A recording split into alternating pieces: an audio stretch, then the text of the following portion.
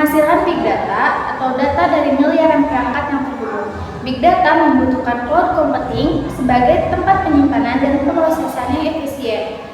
AI digunakan untuk menganalisis dan mengambil wawasan berharga dari big data tersebut, sehingga perangkat IoT menjadi lebih pintar dan otomatis.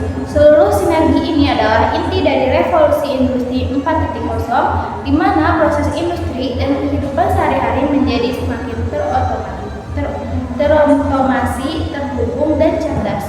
Lalu, contoh dan manfaat yang dirasakan dalam kehidupan sehari-hari dari implementasi keempat teknologi tersebut. Yang pertama, ada smartwatch yang mengukur detak jantung dan langkah kaki, lalu mengirim datanya ke aplikasi di smartphone.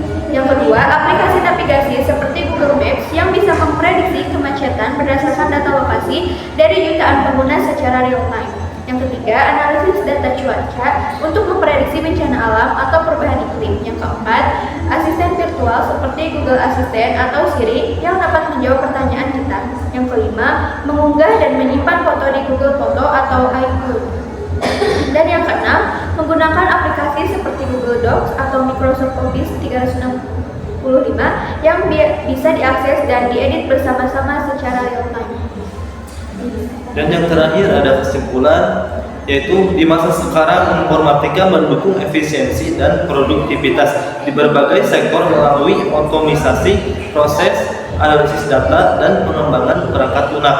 Di masa depan, informatika akan terus mendorong inovasi teknologi, mengubah pola sosial dan budaya, serta membuka peluang ekonomi baru, termasuk dalam bidang kecerdasan buatan dan teknologi cerdas.